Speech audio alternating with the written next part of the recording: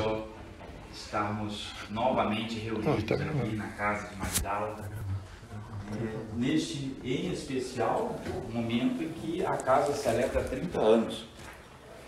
E não tem como a gente não rememorar essas coisas, né? E eu confesso que estou bem emocionado, porque quando eu entrei aqui a gente já percebeu a presença de ilustres, queridos, né, irmãos de caminhada. E quando vocês cantam, são tantas vozes que cantam juntos, né, que a gente fica realmente assim um pouco até embargado, né? Mas faz parte, né? Estamos encarnados, estamos aqui com sistemas nervosos, né, funcionando, então é natural que a gente se emocione.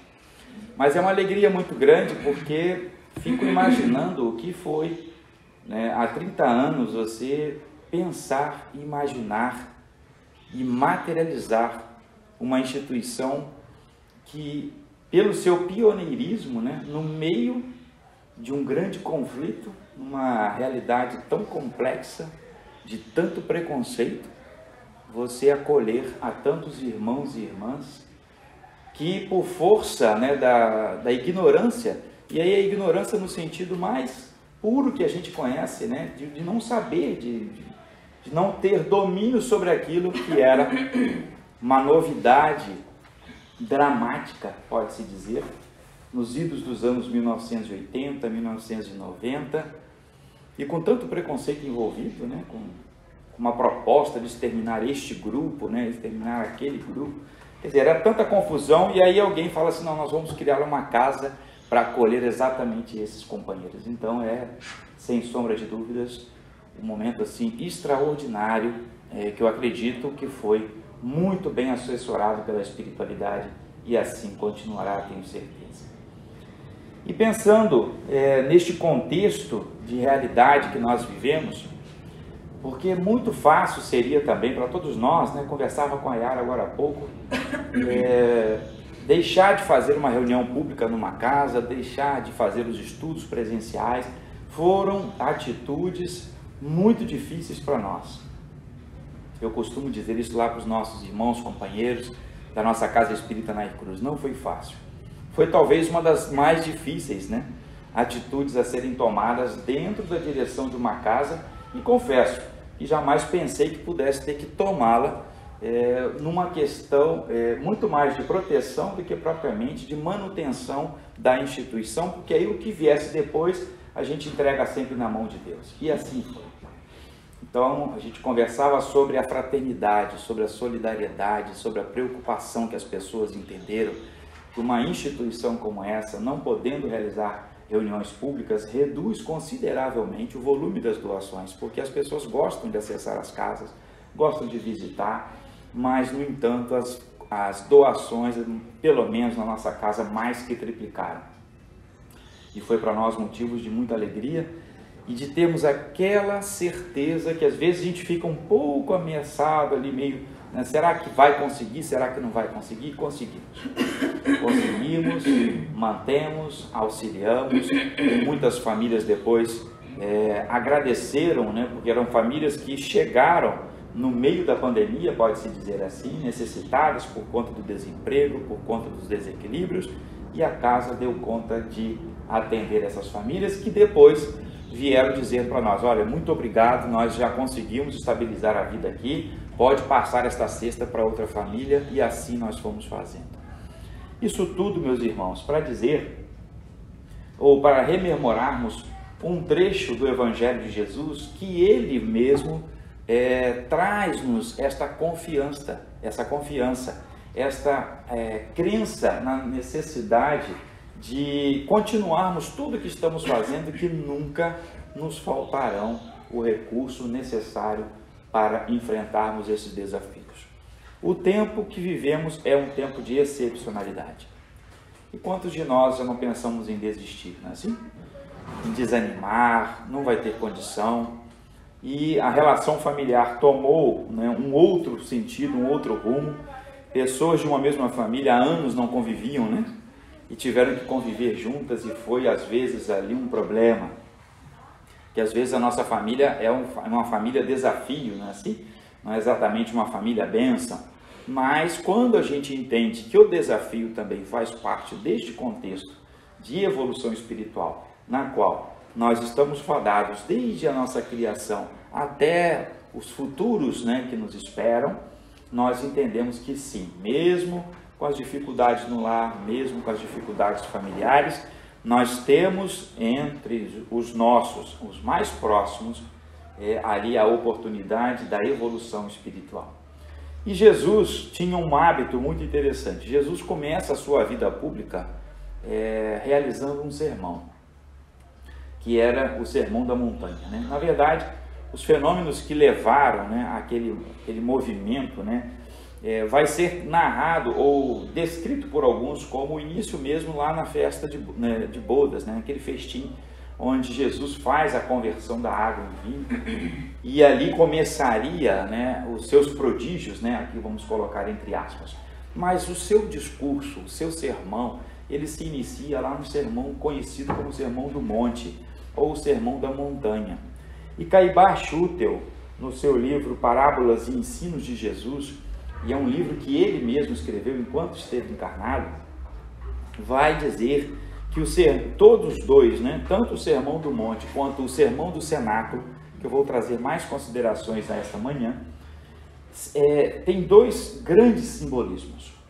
O Sermão do Monte pode-se dizer assim, a orientação para todo aquele que estava sofrendo, todo aquele que estava sem esperança. Por isso que Jesus começa com as bem-aventuranças. Bem-aventurados os aflitos, bem-aventurados os que choram, bem-aventurados os que são perseguidos, porque deles é o reino dos céus, porque herdarão a terra, e todas as benesses que todos aqueles que, na maioria das vezes, em seus sofrimentos, jamais vão pensar em receber algo em troca, porque quando nós estamos na profundidade de um sofrimento, dificilmente nós vamos associar que dali sairá algum benefício. É natural que, se a nossa visão estiver presa ainda nessa dimensão terráquea, é natural que nós teremos muita dificuldade de compreendermos que, além dessa materialidade, existe a vida de fato, que é a vida espiritual. Então, quando Jesus inicia o Sermão do Monte, ele já começa falando, né, avante os que sofrem, avante os que estão sendo perseguidos. Por quê? Porque Jesus ali era a representação de um novo começo. Jesus apresentava um novo começo, era um novo instante, era um novo momento que precisava ter diante da humanidade e que fazia com que todos que ali se encontravam chorando, perseguidos, sem qualquer expectativa, pudessem ter uma expectativa, porque era ele que estava ali, era Jesus que estava fazendo este convite. E ali, Caibar então vai dizer que aquele momento era para todos que se encontravam devidamente em sofrimento. Era para toda aquela humanidade que, pode-se dizer, desde os tempos de Moisés, ficava esperando a vinda deste Messias, aquele que viria, que traria uma nova informação, que conclamaria a todos a viverem um mundo diferente. Esperava-se um Messias, né, o rei, que viria todo, né, cercado por todas aquelas pompas e circunstâncias, e, no entanto, como disse a página que a nossa irmã leu, iniciou a sua trajetória dentro de uma manjedoura.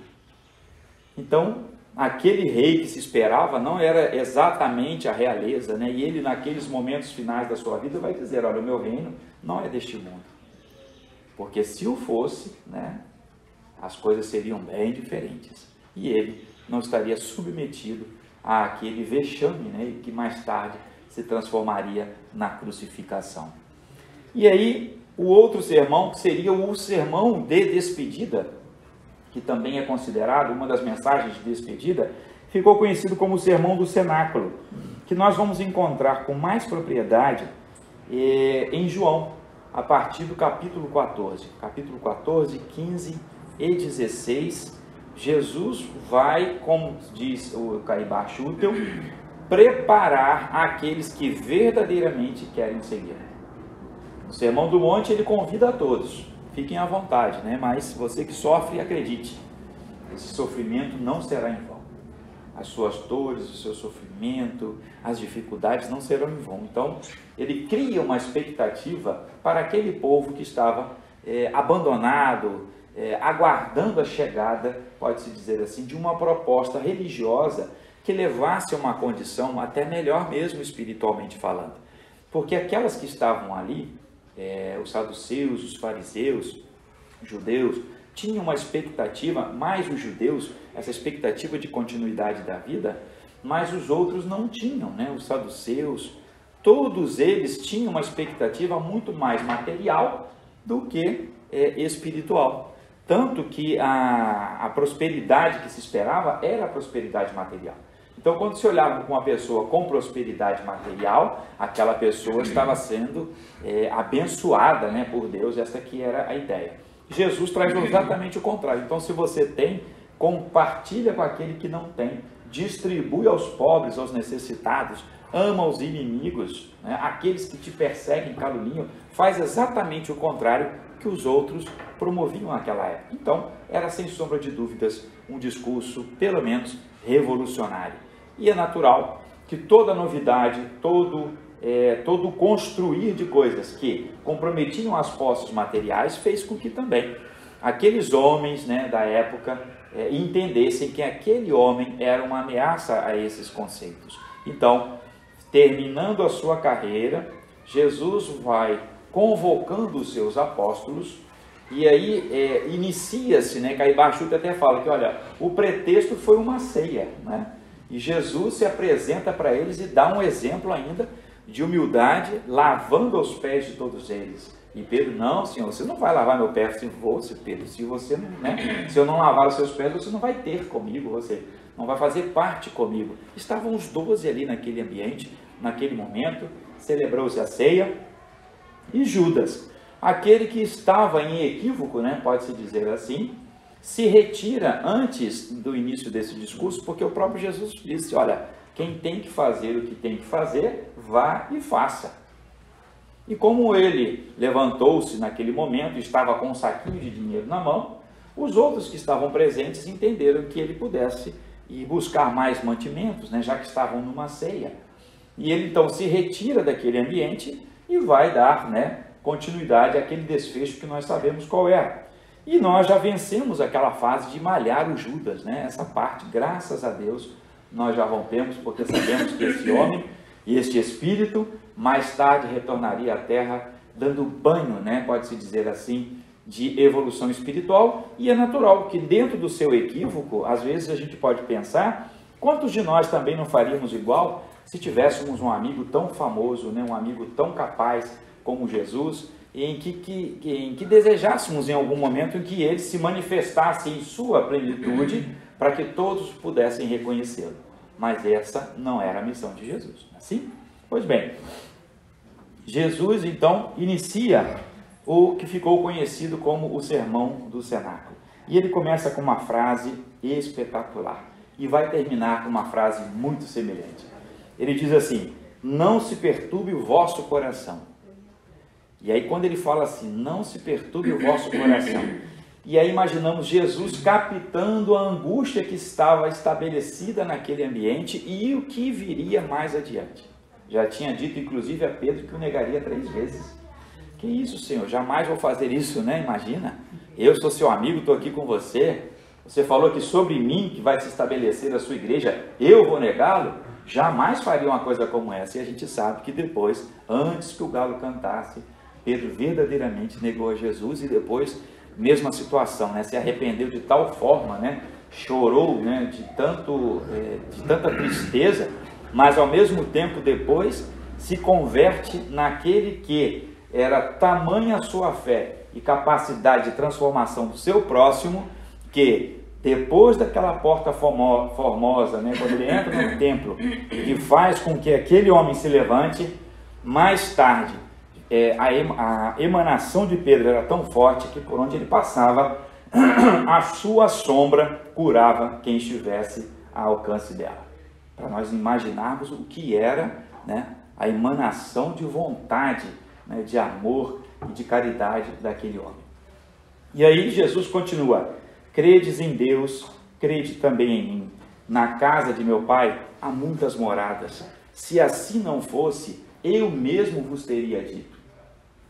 E na casa de meu pai há muitas moradas, isso cai como luva para nós espíritas, não é assim? Porque nós sabemos que é desse jeito. São tantas moradas e às vezes a gente fica só pensando em nosso lar. Nosso lar vai ficar com superpopulação, né? Assim, existem tantas outras comunidades, tantos outros espaços, né? Assim, então vamos, se for possível, conhecer depois nosso lar, numa excursão, não tem problema nenhum, né? Que a gente fica ali curioso para ver aquilo tudo, se é assim mesmo, se não é. Aquele Parque das Águas, né? Imagina a gente ali, diante daquilo tudo, né? E se dermos a sorte, né, da veneranda enviar uma mensagem na hora que nós estivermos lá, isso vai ser um deslumbre, né? Assim, mas tem que estar preparado, porque senão a gente vai ficar lá chorando, né? Querendo tirar selfie com a veneranda, essas coisas de mundo moderno, né? Assim, que não cabe no mundo espiritual ainda, né? Certo? Então a gente agora fica maravilhado com as coisas, tem que tirar uma selfie imediatamente, né? Para dizer, olha, eu estava ali, né? Aquele movimento de presença. Então, tantas moradas na casa do Pai. Vai reparando, Jesus começa, né? Olha, não aflige os seus corações. Primeira coisa, credes em Deus, crede também em mim. Há muitas moradas na casa do meu Pai, se assim não fosse, eu mesmo vos teria dito. Então é o compromisso de Jesus com a verdade. E quando foi que Jesus faltou com a verdade? E mais à frente ele vai dizer o quê?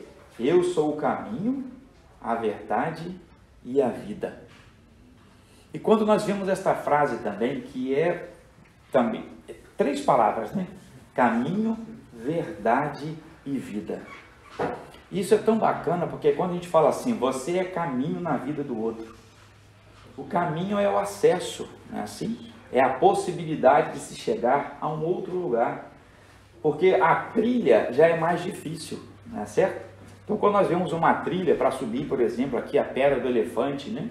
Quem já teve a oportunidade lá, é um espetáculo, diga-se de passagem. Mas é uma trilha mediana, e tem as trilhas mais pesadas. Então, trilha, nós conseguimos ultrapassar? Conseguimos, mas com muito sacrifício, com preparação, com roupas adequadas. Já o caminho não, o caminho já é normalmente uma rota conhecida. Qual é o caminho que leva daqui até Itaboraí? Qual é o caminho que leva daqui até o Rio? Durante muito tempo era a travessia, né? Feita lá pela boa e velha cantareira, mas todo mundo sabia qual era o caminho que levava. Então Jesus é o caminho, ele é aquele espaço no qual, onde todos que transitarem por ele, e quando a gente fala transitar por Jesus, é buscar no máximo que podemos viver os seus ensinamentos. Então ele é o caminho, né? E quando se tem um caminho, se sabe aonde vai chegar, assim? Lá do Alice, né? Não adianta se você não sabe aonde vai, nenhum caminho te leva a lugar nenhum. Assim, se eu não sei qual é o meu destino, nenhum caminho vai me levar a lugar nenhum, porque eu não sei aonde eu quero chegar. Mas Jesus era o caminho que nos levava à vida, né? Então, é o caminho, é a verdade. Jesus jamais faltou com a verdade, nem mesmo diante dos seus algozes. Porque ele também poderia inventar várias coisas, não é assim? Porque aquele episódio do beijo de Judas é algo interessante. O beijo é exatamente para identificar. Porque aí a gente vê que realmente, né, aquele aspecto, né, do Cristo era um aspecto de um cidadão comum, né? Não havia nada de diferença para os daquela época, né? Tanto que, olha, porque Jesus imaginando, né, Jesus e um monte de homens caminhando, e os soldados naquela, né, sem saber exatamente quem é, e aí eles vão e falam assim, não, olha só, aquele que eu beijar, né, Judas vai dizer, aquele que eu beijar na face é ele, vocês podem prendê-lo. Tamanha era a semelhança de Jesus quanto aos outros, né, nos aspectos da barba, cabelo, né, que era natural do povo daquela mesma etnia, né, daquele mesmo grupo familiar, era natural que assim se apresentasse. E Jesus é a vida. Tanto é a vida porque ele trouxe para nós, né, ele garantiu a nós esta continuidade, vindo, né, e retornando no terceiro dia e se apresentando para ninguém mais, ninguém menos do que a nossa querida Maria de Magdala, né, que foi aquela que teve, né, a grata missão de levar a mensagem. Ele vive.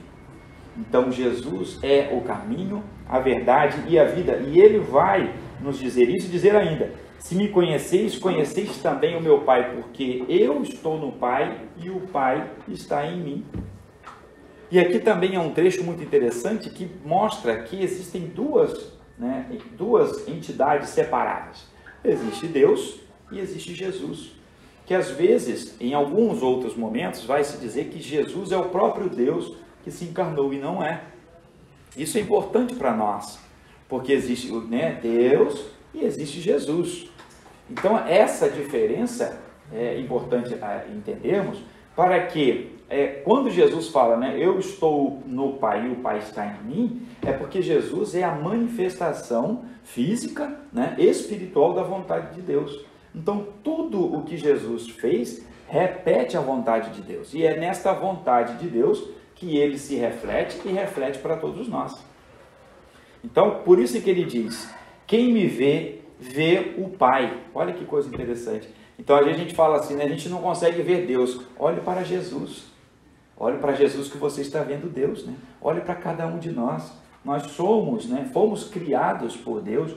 Então, nós somos criaturas de Deus, filhos de Deus, no qual, dentro de todo o conjunto de criação que Deus nos possibilitou e que nós temos contato dentro do mundo material, foi em nós que ele depositou o estado de consciência e aquilo que nós chamamos de espírito. Ele poderia ter colocado em outras criaturas, não poderia? Poderíamos ter várias espécies, também com espíritos encarnados, mas não. Ele fez apenas uma, a espécie humana, e é nela que ele depositou talvez a principal porção da sua criação, que é o espírito. Que como os benfeitores espirituais que atenderam a nosso querido Allan Kardec em a obra O Livro dos Espíritos, disseram que aquele princípio inteligente que vaga no universo em um dado momento, em um dado local, que somente Deus sabe, é individualizado de tal forma que cria a cada um de nós. Então, quer ver Deus? Olhe para Jesus. Ele mesmo que nos garantiu. Mais à frente ele nos diz assim, aquele que crê em mim, as obras que eu faço, ele também fará, e fará maiores do que estas, porque eu vou para o Pai. E tudo aquilo que pedires em meu nome, eu pedirei ao Pai, e assim se fará. E aí, aqui ele nos deixou uma responsabilidade muito grande, Porque quando Jesus fala que vocês vão fazer mais do que eu fiz, aí a gente fica muito preocupado. Mas se compreendermos os estados de evolução espiritual, fica tudo mais fácil. Porque quando ele diz, vai fazer muito mais do que eu fiz, não quer necessariamente dizer que nós vamos curar a todos, que vamos caminhar sobre as águas, que vamos acalmar a tempestade, mas que nós vamos ser mais caridosos, nós vamos ser mais fraternos naquilo que já nos é possível fazer. É porque às vezes nós achamos que missão do Espírito é algo muito extraordinário, super-homens, mulheres maravilhas, e termos superpoderes, não é isto.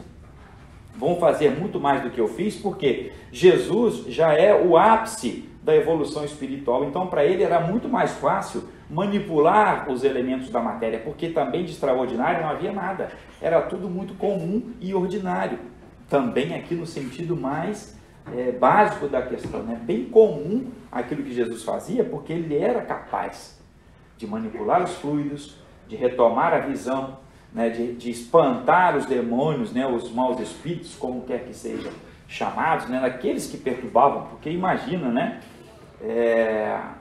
a luminosidade de Jesus, e a gente fica assim, imaginando que um espírito, possa ter se dirigido a ele, que quer tu comigo, ó Nazareno, ó Jesus, quer dizer, o espírito até tentou, mas não tinha condições nenhuma, nenhuma. E aí é um trecho também que entra dentro daquela moral estranha, pode-se dizer assim, que está no Evangelho, a gente imaginar que Jesus foi tentado por maus espíritos, para oferecer a Jesus, olha, você pode ter um novo reino para você, ora, mas ele era o filho do homem, como foi também por João assim narrado, como que Jesus, vindo da onde veio, das paragens mais elevadas, o homem estava antes do todo, antes de tudo que nós imaginamos, ele já era, Então Jesus já estava, depois de Deus pode ser, todos os outros espíritos tão evoluídos quanto Jesus, então Jesus estava antes do planeta que nós habitamos, aqui, antes disso tudo ele já era, já existia também. Então imagine O que para nós é muito mais? É quando nós estamos numa condição ainda muito presos à materialidade, muito presos ainda à ignorância, ao ódio, ao ciúme. Quando nós conseguimos nos libertar, estamos fazendo mais do que Jesus fez. Porque nós não estamos aqui para fazermos essas transformações materiais, nós estamos aqui para auxiliar o próximo, para amar o nosso próximo, para amarmos a nós mesmos e não fazermos, né, em nós nenhuma destruição, não afastarmos de nós ou nem nos afastarmos de Deus. Esse é que é o nosso propósito. E aí ele vai dizer, então quando nós fizermos qualquer uma das nossas obras, peçam a Deus, né? Peçam a mim porque eu vou intervir. Então quantos pedidos já não foram feitos, né? Nos apertos, nas dificuldades ao longo desses 30 anos da Casa Maria de Magdala, e eu tenho certeza que mesmo que fosse ali um pouco mais apertado, mas nunca deixou de atender. E nunca vai deixar. Esse é que é o fato. A gente não pode faltar a esperança. E aí segue Jesus, porque isso aqui é danado. E aqui também nós vamos ver que ele vai trazer a promessa de um novo, né, Consolador. Que nós entendemos ser a doutrina espírita, porque tem sentido, né? Ele diz assim: se me amardes, observareis os meus mandamentos, e eu rogarei ao Pai, e ele vos enviará o Paráclito, a fim de que esteja convosco para sempre, o Espírito da verdade, que o mundo não pode receber, porque não contemplou, nem o conhece.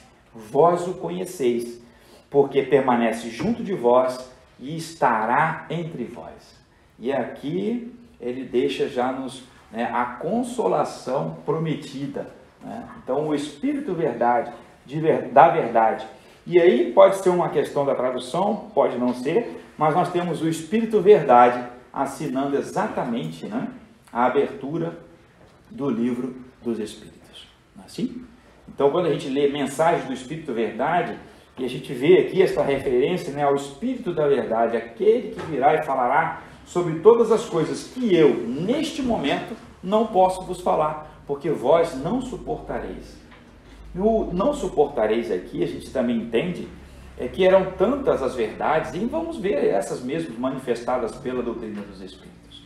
Quando nós entendemos que somos, de fato, Espíritos, que estamos no processo de progressão espiritual, e que teremos várias vidas, né, tantas quantas forem necessárias, para a nossa evolução espiritual, isso é uma revolução, meus caros. Porque o que se tinha na época era uma expectativa de continuidade da vida em algum determinado lugar e que seria possível ressurgir em um dado momento. A questão da ressurreição era interpretada mesmo como o sentido de reencarnação, como nós entendemos hoje. Mas com a criação depois da doutrina institucionalizada para, dali em diante, começar a pregação do cristianismo mais institucionalizado, este conceito foi abandonado por questões de segurança, né? Pode-se dizer assim. Mas é uma coisa tão interessante porque a legislação não faz com que, mesmo que você proíba com que as pessoas não aceitem a reencarnação, ela por si só acontecerá. Não é assim? Ainda que eu faça uma lei, olha, não se pode mais respirar oxigênio, né? Fica difícil, porque de toda a concentração de gases que nós temos, de preferência, quando nós respiramos, nós vamos respirar exatamente o oxigênio, porque é esse que nos dá esse suporte para a existência. Então, não adianta uma lei que fale, olha, essa lei determina que o coração não pode bater das 10 às 10 da manhã. Tem condições de um negócio desse? Não tem. É a mesma coisa você dizer, olha, daqui em diante não tem mais reencarnação, tá bom, minha gente? A gente pode concordar, né, às vezes para poder não sofrer nenhuma sanção, mas a lei por si só, ela vai acontecer. E foi isso que aconteceu, né? Então, e aqui Jesus está dizendo o seguinte, olha, eu não posso lhes dizer agora, mas Ele estará com vós, né? E seguirá com vocês e vai ser a consolação que vocês precisam. E mais tarde o Espírito de Verdade vem e de fato traz-nos tantas coisas maravilhosas que aquilo que nós compreendemos como doutrina espírita hoje é fruto da revelação de um conjunto muito grande de espíritos, de benfeitores espirituais que trouxeram a grande mensagem de que, de fato, como Jesus prometeu, estaria entre nós o Consolador prometido. E mesmo no conjunto, né, deste sermão, Jesus, e ali eu convido a todos a lerem, né, eu particularmente sou muito apaixonado por esse trecho, tem um carinho especial por João, e nele, né, desses capítulos 14, 15 e 16, nós encontraremos tantas coisas que servem de ânimo, né, para nós seguirmos adiante. E aí fica só essa referência da primeira frase, daqui a pouco nós vamos ver qual foi a última frase que Jesus utilizou. Ele inicia, não se perturbe o vosso coração, assim? E ali naquele meio ele ainda aproveita para fazer uma parábola, a parábola da videira verdadeira. E ali ele vai mais uma vez chamar a responsabilidade dos seus apóstolos. Porque observem como a coisa foi tão docinho, muito bem organizada. Judas se retira daquele ambiente, ficam os 11 ali dentro. E nós já sabíamos também qual seria o destino de Judas, né, pelo seu arrependimento após a crucificação. Ele também partiria, né, pelas portas do suicídio, pela tamanha infelicidade, né, pode-se dizer assim, que o seu espírito alcançou, por ter tido uma derrota espiritual, pode-se dizer, né? Imaginemos ali a grande decepção de você entregar, na verdade, um amigo seu para a morte, porque essa não era a intenção de Judas. Isso está muito claro neste contexto, né, em que ele se seguiu. Então, quem seguiria com a missão ali? Eram os 11. Então, aqueles 11 que estavam ali naquele ambiente precisavam ser preparados para esta continuidade. Então, Jesus vai dizer-lhes assim, eu sou a videira verdadeira e meu pai é o agricultor. Eu sou a videira verdadeira e meu pai é agricultor. E aí vamos lembrar qual é, né, o desenho, né, que está na introdução do Evangelho, do Livro dos Espíritos. Não é exatamente uma cepa, né, de uma videira, mostrando ali os galinhos, as flores, os frutos, né, a uva. E Kardec vai explicar o porquê que os Espíritos, né, colocam aquela imagem, porque é exatamente a reprodução, né, é o fruto, é o resultado do trabalho daquele que foi lá e plantou a videira, que cuidou da videira.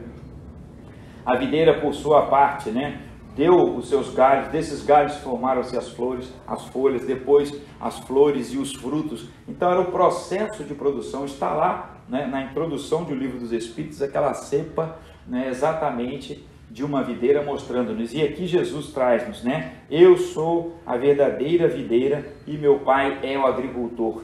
Mais adiante ele disse assim, permanecei em mim e eu permanecerei em vós. Permanecerei em vós. Assim como o ramo não pode produzir frutos de si mesmo, se não permanece na videira, assim também nenhum de vós, se não permaneceres em mim, produzirá frutos. Permanecei em mim. Olha que expressão interessante, né? Permanecei em mim.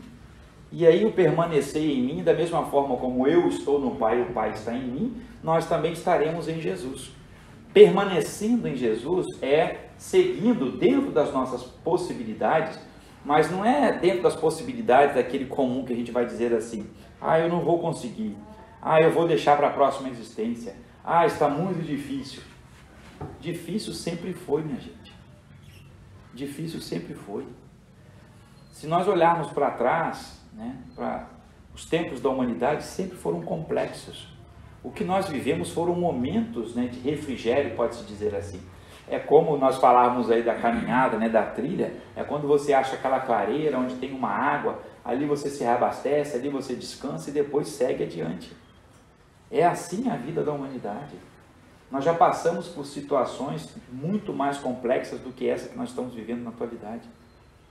O que talvez nós não tínhamos era tantas pessoas contrárias ao movimento da ciência. E talvez também só lá atrás, né, quando a ciência se manifesta, enfrentou também muitos desafios. O século XIX não foram flores, né, pode-se dizer assim, não foram. Porque era preciso romper com conceitos tão antiquados, né, e não é só antiquados, mas tão deteriorados em si que já não se sustentavam mais. A ciência, quando se apresenta, ela não vem para destruir a vida do homem, nem a sua relação com a divindade. Muito pelo contrário, é através dela que nós provamos tão extraordinário é o Criador. Quando você chega no processo, né, nos estudos aí da reprodução humana, em que começa, né, o processo da fecundação, e ali vai de uma célula, você dobra em duas, de duas vai para 4, né? De 4 vai para 8 e assim vai fazendo. E ali os estudiosos vão dizendo que até a 100ª célula, tudo a gente controla, tudo a gente regula, mas da 100ª em diante, elas começam a decidir quem vai ser tecido, né, ósseo, quem vai ser tecido pele, quem vai ser órgão, quem vai ser, e aí eles dizem assim, olha, a partir dali a gente não sabe exatamente o que acontece, mas que cada uma se organiza. Aí vamos pensar, então as células se reuniram antes e decidiram, né, quem vai ser o quê, né, nessa história. Houve uma grande assembleia, né, de células, assim, e o processo está se dando, né, minha gente, porque enquanto nós estamos falando, as células estão se multiplicando, e é de uma multiplicação assim, acelerada, que em 9 meses está tudo prontinho, né, assim, pequenininho, bonitinho, jeitosinho, né, assim, a gente retira, né, carrega, leva para todo lado, mas toda a complexidade que está envolvida ali, a ciência vai explicar até a 100ª, da 100ª em diante, olha, daqui para frente, elas se resolvem aí, entendeu? A gente não sabe exatamente o que acontece. Beleza, então se não tem explicação, né, não tem mesmo como se dizer, mas a ciência precisou mostrar isso, precisou mostrar essas coisas extraordinárias para a vista humana, mas tão ordinárias na questão da divindade. Então Deus nos concedeu esta oportunidade, Ele nos fez isso, e a gente não conseguia compreender, mas a ciência vem e explica, a ciência vem e explica e trata, né, e auxilia, traz os medicamentos. Nunca desejamos tanto, né, tomar uma vacina, porque vacina era sinônimo de picada de agulha, mas hoje a gente não está nem aí para picada de agulha, né? Pode picar à vontade, né? Assim, todo mundo querendo ser vacinado, porque sabe que ali está, né, um medicamento que vai nos auxiliar. E se não fosse a ciência? Porque há uma época era possível, né, através, né, aqui no nosso Brasil, né, os nossos índios, né, eles se cuidavam, mas desde que não houvesse, né, uma vinculação ou um contato com povos vindo de fora. A gente sobrevive dentro da floresta, mas a gente não pode sair da floresta e nem receber gente de fora. Aí o que nós fizemos? Viemos para cá, né, fazer bagunça aqui, e aí é natural que vai ter dificuldade deles sobreviverem, porque o próprio, né, sistema imunológico é diferenciado. É natural que seja assim, porque vive numa condição de saúde que a gente não tem a menor condição de viver. E ao contrário também não, né? Se você trazer um silvícola para viver na cidade, coitado, rapidamente ele será condenado a uma série de problemas na sua saúde. Como é que nós descobrimos isso? Foi a ciência. Então, quando Deus nos colocou neste mundo, né, quando Ele coloca aqui, o agricultor foi Deus, né? Olha que expressão maravilhosa, né? E, gente, agricultor não é só aquele que lança semente no chão, não é assim? Porque o agricultor, ele faz o quê? Ele cuida da terra, ele prepara a terra, tem todos ali, né, o conjunto, né, de defensivos necessários, e não necessariamente os agrotóxicos, né, assim? Porque existem os defensivos naturais, existe o adubo natural, existe todo o conjunto. Então o agricultor não é aquele que pega a semente e lança de qualquer jeito, porque se assim o fizer, e aí vamos lembrar da outra, né, virão ali também, né, entre a boa semente sempre vai nascer aquela má semente, aquela praga que vai precisar ser arrancada. Então, se você não tem um agricultor, não vai ter o cuidado. Então, Deus, sendo o agricultor, foi aquele que preparou o ambiente, cuidou da semente, colocou aquela semente na terra, cuidou, né, para prosperar aquele broto. Então, é esse o que Deus fez. E aí, Jesus se coloca como aquela semente que foi plantada e a videira que cresce. E que dele, né, desse tronco, né, sairão galhos, e que esses galhos sejam produtivos, porque ele vai dizer, aquele que não for produtivo vai ser cortado e lançado fora. E aí quando a gente vê uma pessoa podando, né, uma árvore, e tem uma época certa, né, o povo lá do interior diz que não pode cortar ou podar árvores em meses que tem a letra R, não pode. Agora você vai me perguntar, por que? Eu não sei, né, é o famoso não sei, só sei que é assim, né, do Ariano Suassuna. Quem trabalha com plantio, essas coisas, e eu conheci essa história vindo lá do Mato Grosso, né, dos nossos irmãos lá do Centro-Oeste. Não se pode podar árvores ou árvores frutíferas em meses que tem a letra R. Então vamos lá, eu acho que só sobra maio, junho, julho e agosto. Esses são os meses para poda. E quando a gente vê podando uma árvore, não sei se vocês já viram, mas dá uma tristeza danada, porque a gente fala assim, meu Deus, vai acabar com a árvore. Mas olha o que Jesus disse, aquilo que não, o galho, né, que não produz deve ser cortado. Por quê? É menos energia que vai ser gasta para a produção em outro galho. Então aquele que não for, né, produtivo será cortado. Agora, não se sintam excluídos, né, mas prevenidos, né, de que, olha, pode ser que vocês não vão atender aquilo que vai ser necessitado. Agora, no mesmo tempo, o mesmo Jesus disse, não se importe com isso, né? Vocês vão ter outra oportunidade de viver. Então, mas não percam a oportunidade. O que ele quer dizer? Brotou, aonde você estiver, dê frutos. Se você foi colocado, vou voltar à família, problema, né?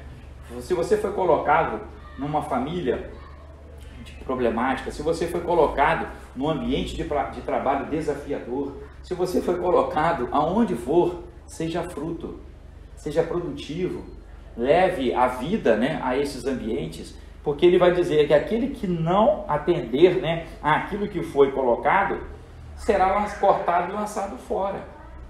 E como ruim será para nós identificarmos-nos, né, fora deste contexto, como a gente falava aí da questão do nosso lar, ou de qualquer outra comunidade, sair desta existência com tanta consciência que nós já temos sobre a vida no além, e não alcançarmos uma condição espiritual melhor do que quando nós aqui chegamos. Então seja fruto onde você estiver. Jesus é a videira, né? O Pai é o agricultor. Então respeitemos o nosso trabalho, né? Honremos, pode-se dizer assim, o compromisso de Deus em ter enviado para nós Jesus e mais tarde o Consolador, porque tudo já estava no plano de Deus. Nós é que não tínhamos ainda a capacidade ou a percepção de identificar. E assim, mais adiante, Jesus vai dizer, se observardes os meus mandamentos, como ele disse, né, permanecereis no meu amor, assim como eu tenho observado os mandamentos do meu Pai e permaneço no seu amor. Olha a palavra permanente, né? Permanecer, ou seja, é você se estabelecer num sentimento, numa relação ou numa repetição de atos, né? Porque você permanece em Jesus e na ceia Jesus vai dizer, fazer isto em memória de mim. Então todas as vezes que nós doamos, que nós partilhamos, nós estamos fazendo em memória de Jesus. É Jesus que nos traz esta grande possibilidade de repetirmos o seu ato. E não os grandes milagres, né? Os grandes prodígios que Jesus fez, não é isso que Jesus quer. Ele quer mais simplicidade, porque nós estamos precisando de mais gente falando bom dia, boa tarde, com licença, muito obrigado. Já que nós não podemos nos abraçar por esses momentos, então se faz mais importante ainda expressarmos os nossos sentimentos. Deixarmos claros os nossos sentimentos, já que não podemos abraçar, né? Porque o abraço, pelo menos para nós latinos, né, representa muito, né? A gente abraça, aperta. Não faça isso com determinados europeus, porque eles não vão gostar, né? Mas nós aqui não, aqui abraça, pega no colo, aperta, dá beijo, né? Porque nós somos desta natureza. Neste momento não podemos fazer, então vamos fazê-lo através das nossas expressões, porque agora a gente só pode se ver, né? Só os olhos, né? Agora a gente vê a riqueza da expressão do olhar das pessoas, né? Assim, meus irmãos, a gente vê, antes a gente não percebia, mas hoje o que nos sobra na expressão das pessoas são os seus olhares. Então que a gente transmita, né? Seja a vida para esses outros irmãos, levemos a confiança e a esperança, porque é isso que Jesus quer de nós neste sermão do cenáculo, é sermos esperança aonde quer que estejamos. E ele continua, e ali ele vai dizendo, vai preparando os seus discípulos e dá-nos um encorajamento tão grande quando ele diz assim, vós não me escolhestes, mas eu vos escolhi. Olha que coisa extraordinária. Vós não me escolhestes, mas eu vos escolhi.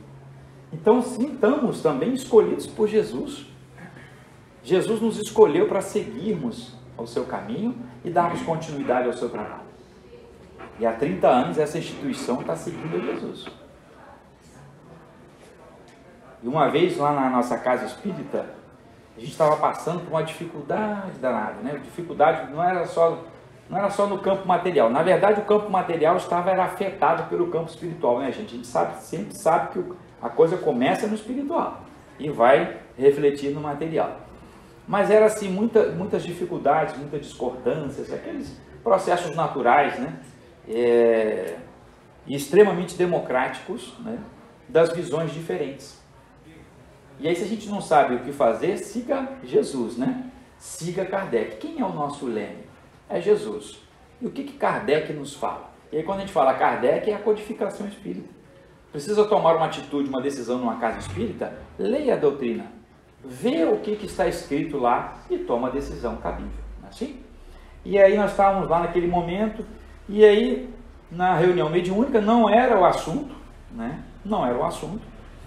E de repente um irmão se manifestou e diz assim: para tudo que vocês estão precisando e para tudo que vocês vão fazer, coloque Jesus na frente. E exatamente assim, né? Porque assim, a gente não sabe quem é, o Espírito não fala, e os Espíritos elevados, eles normalmente vão na frase, né? Assim, aí você que entenda o que aquela frase quer dizer. Eu só sei que dali para frente nós colocamos Jesus na frente de tudo, e tudo começou a andar. Então, às vezes, na desatenção das aflições, a gente esquece de pedir ao Mestre. E ele disse: pedi que eu vou também interceder junto ao Pai. Então a gente coloca Jesus na frente. E assim, graças a Deus, a gente conseguiu desembrulhar aquele problema que estava ali, seguimos em paz e continuamos nas nossas atividades. E aí, quando Jesus nos diz que não foi Ele, não fomos nós que o escolhemos, mas Ele que nos escolheu, ficamos extremamente responsabilizados porque Jesus nos escolheu. E aí vamos imaginar, minha gente, o espírito mais evoluído que se tem notícia, que esteve neste plano, até então e desde então não se conheceu outro, e escolheu a cada um de nós.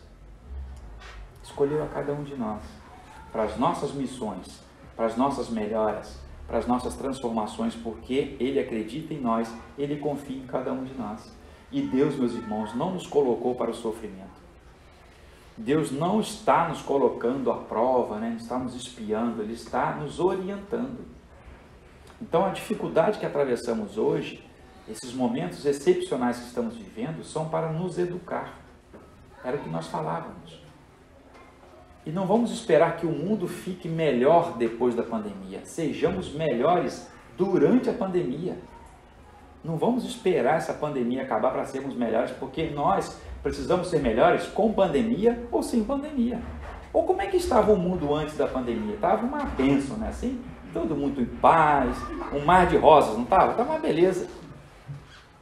Estava tudo muito tranquilo. Não é assim? A gente tendo que discutir se a Terra é plana, se a Terra é redonda, né? Se vamos começar uma guerra química, se não vamos começar uma guerra química.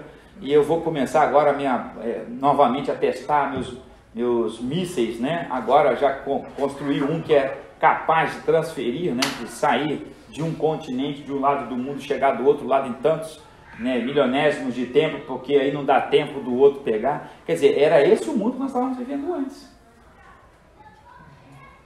Aí veio a pandemia.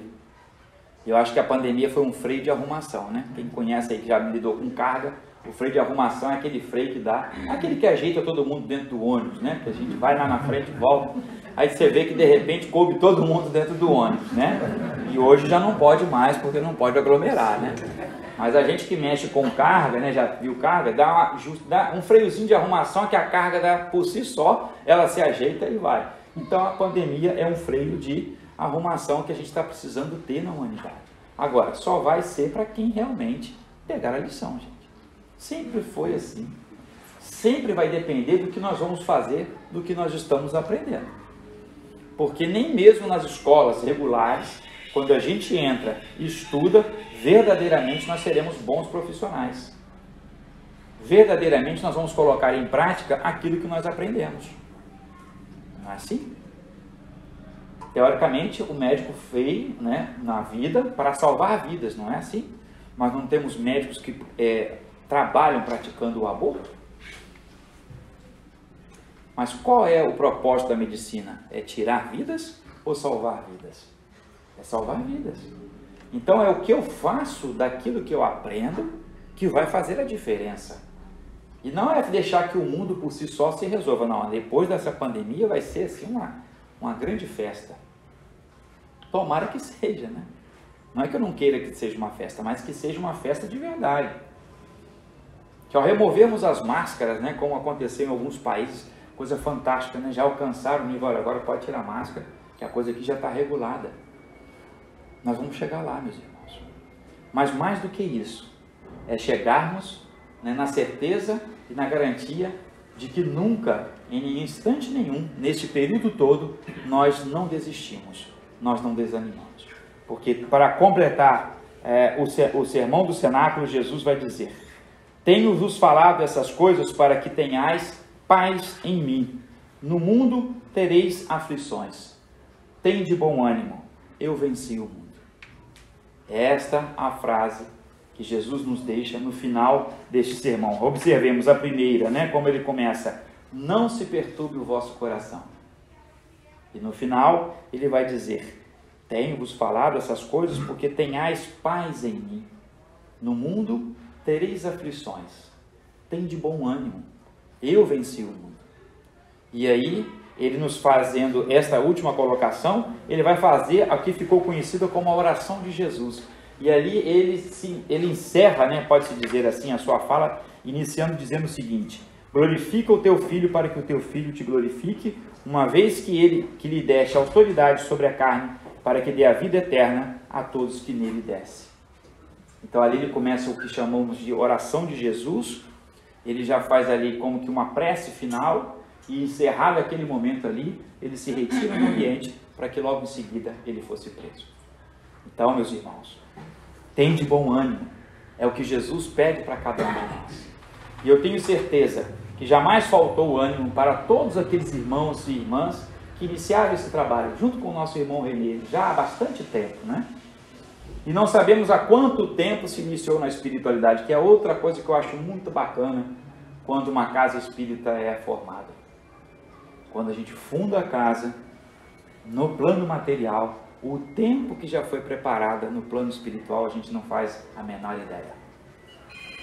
Uma outra coisa que nós sabemos é que também o que vemos no campo material não é normalmente nem a 10ª parte, né, nem uma parte mínima que seja do que nós temos na espiritualidade. Imaginamos a gratidão de todos os irmãos e irmãs que por esta casa foram acolhidos, amparados, orientados e que hoje nos assistem do lado de lá da vida. Quantos será que já não retornaram à vida? Porque isso é maravilhoso, que a doutrina nos garante esta continuidade. Quantos será que já não estão de volta, talvez entre nós mesmos, e que passaram por esta casa no finalzinho das suas vidas, porque foram vítimas, né, da ignorância, do preconceito e do isolamento, né? E aí essas pessoas sabiam o que era isolamento social. Como também lá em Itaboraí, muitos irmãos sabiam o que era isolamento social quando viveram lá no problema da hanseníase dentro do Hospital Tavares de Macedo. Essas pessoas sabem muito bem o que é isolamento social. E elas, algumas delas ainda vivem isoladas, entre aspas, socialmente, por conta do preconceito. Então vamos amar, vamos fazer como Maria de Magdala, que deixou tudo aquilo que tinha, né, toda a ostentação, para viver exatamente entre os isolados socialmente. E olha que essa história de isolamento social não é tão recente como a gente possa imaginar. Viviam lá, no Vale da Sombra da Morte, era esse o nome que era conhecido, o local para onde eram destinados todos os hansenianos. E ela foi para lá, para assistir e para auxiliar aqueles irmãos e irmãs necessitados e aflitos. E quando essas portas há 30 anos se abriram, fez a mesma coisa, assim como Magdala, e não é à toa, acredito eu, que tenha este nome. Recebeu a tantos corações aflitos, tantos corações abandonados, vivos, né, como se fossem já mortos. Então, que a espiritualidade amiga e que os benfeitores espirituais desta instituição possam continuar amparando-a por muito mais do que 30 anos. Porque se foi possível passar 30, será possível passar 60, 90 e por aí vai. E a cada um de nós que estamos aqui e os tantos que virão, sejamos responsáveis por mantermos estas portas abertas e que elas continuem a corrigir e a atender tantos corações aflitos como tem sido feito nesse longo desses anos. Então que Jesus continue abençoando a todos vocês, meus irmãos, frequentadores, tarefeiros, dirigentes, todos aqueles que doam, direta ou indiretamente, o seu tempo, o seu benefício, as suas orações, porque doação de oração também a gente recebe com muito agrado. Porque quando você está orando, você está pedindo. E quando a gente está pedindo, como disse Jesus, ele vai até o Pai, essa oração repercute lá e ele jamais vai deixar com que essas portas se fechem. Então, meus irmãos, fiquem essas duas frases nossas de Jesus para nós nesta manhã. Não se perturbe o vosso coração e tem de bom ânimo, porque se ele venceu o mundo e se nós podemos fazer tanto quanto ele fez, assim também nós venceremos. Que Jesus continue nos abençoando e tão logo seja possível, meus irmãos, estejamos com esse salão novamente repleto de pessoas e que as nossas atividades, os nossos feirões possam voltar, porque são momentos de grande confraternização, de grande amor e de uma emanação de energia extraordinária. Que Jesus possa abençoar a todos e mais uma vez e sempre, meus irmãos, pela oportunidade de estar aqui com vocês nesta manhã, nestes 30 anos e pela atenção de todos vocês, o meu muito obrigado. Muita paz.